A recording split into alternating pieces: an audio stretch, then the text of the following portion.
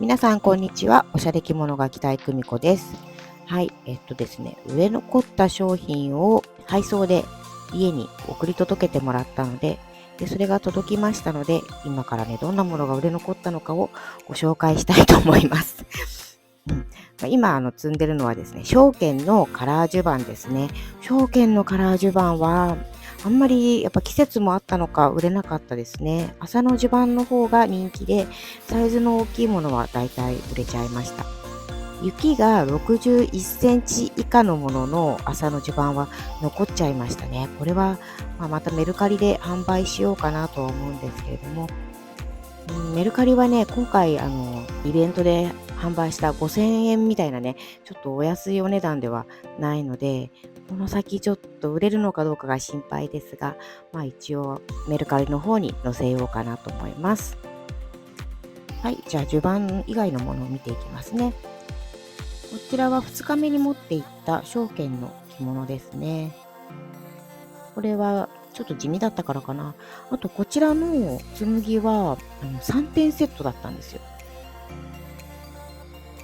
羽織と道行きと着物のセットです。1000円で販売してたんですけど、これもちょっと売れなかったですね。材料用に生地がね、たくさんあるのでいいかなと思ったんですけど、はい。次は羽織ですね。長羽織じゃなかった黒羽織ですね。こちらは一重の着物紬になります。そしてこちらはポリエステルの着物ですね。ポリエステルの着物で、この辺は2日目に手持ちで持っていった着物なんですけど、サイズも大きめで、いいかなとは思ったんですが、2日目はあんまり皆さん購入するっていう感じではなくて、お友達と会ったり、なんか見て回る感じの方が多かったので、販売をがっつりするんだったら初日に品物を揃えなきゃいけないのかなっていうふうに思いましたね。はい。この辺はアンティークの箱の中に入っていたものですね。アンティークで残っているものは状態が悪いものか、本当に小さくてね、身丈も150センチ以下、雪も62センチ以下というものばかりが残りましたね。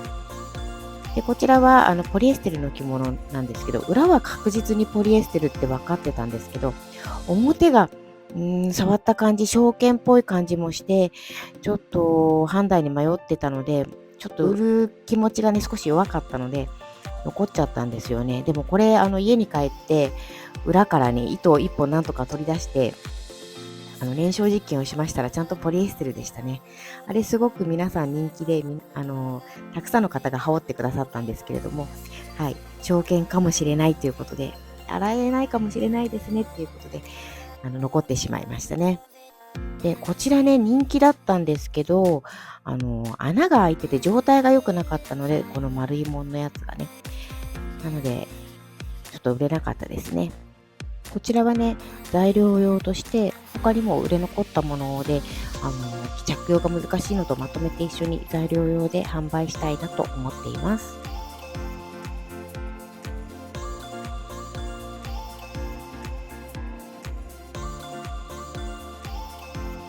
はい。で、こちらもね、目に留めてくださる方が多かったんですけど、やっぱり小さかったんですよね。なので、こちらも材料用ですかね。次の青い着物はポリエステルの着物ですね。こんな感じの初心者向けに良さそうな感じの着物ですね。これも多分ポリエステルなんですよね。はい。ぱっと見華やかでいいかなと思います。はい。これもポリエステルの着物もメルカリで販売しようかなとは思っているので。はい。こちらはお振袖ですね。小さめだったんですよね、これもね。ただね、刺繍がすごく綺麗で、とってもね、たくさん刺繍がしてあって、日本刺繍が、このお花のところとかね、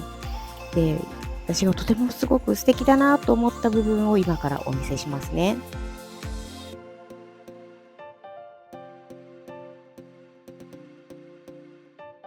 こちらの紫色のお花の部分ですね。糸でぼかしがしてあってすっごく綺麗なんですよ。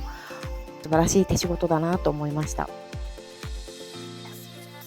こちらも材料用としてメルカリで販売しようかなと思っています。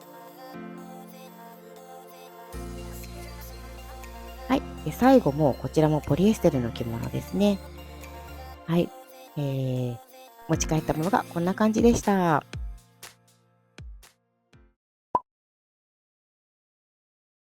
はい。それでは思い出のお写真を振り返りながら、今回のイベント出店について、ざっくりと収支の総括と、あと反省点なんかもちょっとお話ししていきたいかなと思います。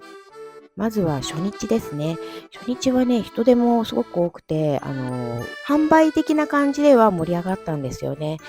たくさん購入するっていう気持ちの方が多くて、ただ私の方の品揃えの方が、アンティーク着物が24、5枚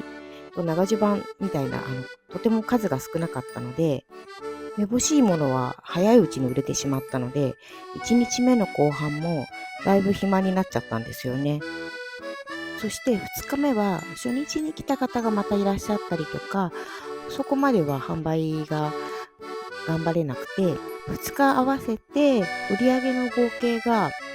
4万円ちょっとだったんですよね。で、売れた時は、仕入れも超えてるし、いいかなと思ったんですけど、後々よく収支を考えてみると、あらあらと思うことが結構あったんですよ。なので、ちょっとここで、はい、ちゃんと公開させていただきたいと思います。まず、仕入れと、その仕入れに向かった時の車のガス代とか、あと高速代、あと、佐川急便の発送代とかを入れると、だいたい1万円弱ぐらいだったんですよ。私、どんぶりすぎちゃって、ここをね、ちゃんと把握してなかったんですよね。で、次女が2日目に手伝いに来てくれたので、その日当と、あと長女がネイルをね、この日のためにネイルを塗ってくれたので、それもお礼しなきゃいけないなと思って、それで合わせて2人に1万円払ったんですね。で、それと、あとはここのブース代ですよね。もうブース代はずいぶん前に去年支払ってるので、うっかりカウントし忘れてたんですけど、それも入れると、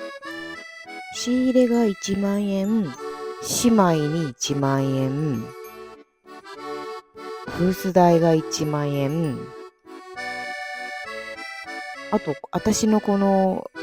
こに来るまでの交通費3日分、準備の費用を合わせて3日分必要で、次女の交通費も入れると、だいたい往復1000円ぐらいだったので、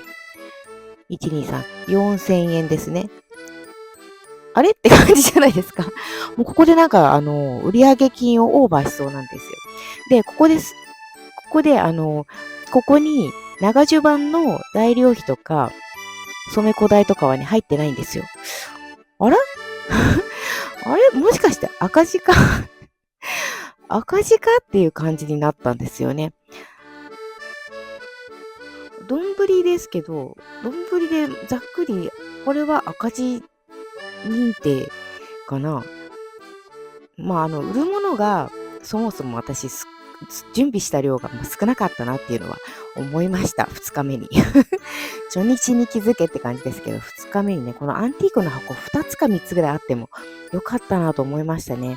ちょっと仕入れがね、弱かったですね。で、あと、麻の長襦袢のね、量がちょっと少なかったんですよね。証券もね、気に入ってくださる方いらっしゃるかなと思ったんですけど、皆さん、麻の長襦袢っていう感じだったんで、麻の長襦袢をもうちょっと準備しておかないといけなかったなっていう感じですね。総括すると、トントンだったか、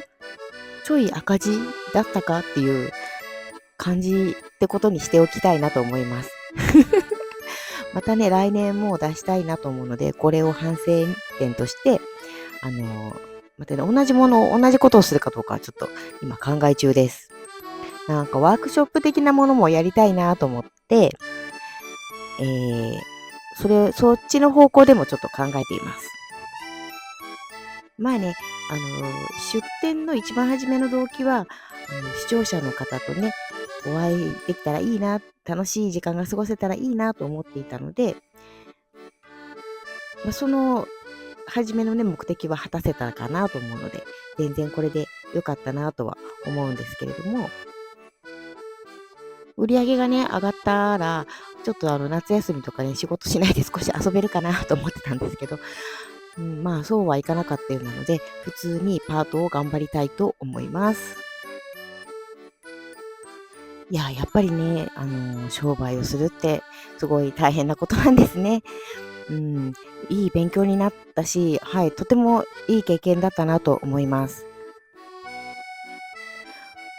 着物のね、販売はね、今後はあんまり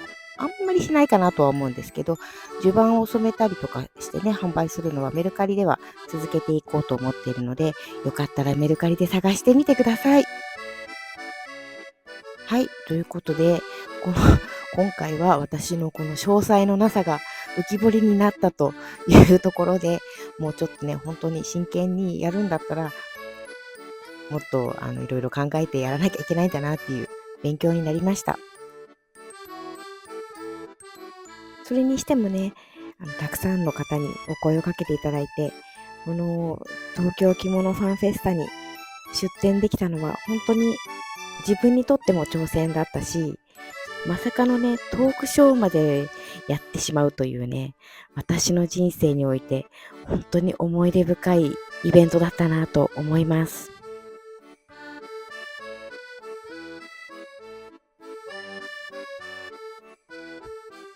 会場の中もね、今までの着物イベントとは違って、本当にファン着物ファンの人が集まってやってるっていう感じの雰囲気で、着こなしもね、全然違ったんですよ。サローネとも、着物ショーとも全然違う雰囲気で、ブースをね、出してる時に何度もね、聞いた言葉がですね、今日初めて着物を着て外に出たんですっていう方が意外に多かったんですよ。皆さんお家の中では着て楽しんでいて、外に出る勇気がなかったみたいなんですけど、この東京着物ファンフェスタにね、来るのに勇気を出して、電車に乗って、その会場までね、来たっていう方がね、たくさんいらっしゃって、そこもね、びっくりしましたね。着物をね、これから楽しんでいきたいなって思ってる方がたくさんいらっしゃったので、そういう方々にね、お会いできたのもすごく楽しくてよかったなと思います。本当にね、今までになかったイベントだったなと思うので、また来年もね、皆さんとお会いできるのを楽しみに、何を売ろうかな何をしようかなって今から1年間構想を練りたいなと思います。来年こそは利益が出るように頑張りたいなと思います。はい。では、今回のね、東京着物ファンフェスタの報告についてはこれで一旦区切らせていただこうかなと思います。このイベントを企画してくださった椿さん、会場の準備、あと出展者のインスタ等での広報活動など、たくさん頑張ってくれた着物ラジオのみかこさん、私のトークショーの動画を撮ってくださったユニオンさん、インスタでつながってはいたけど、初めてお会いしたたくさんの方々、また来年もお会いできるといいなと思っています。はい。では、今回の動画はこれで以上になります。このチャンネルでは毎週日曜日夜9時から着物に関する動画をプレミア公開で公開しています。ではまた次の動画でお会いしましょう。ありがとうございました。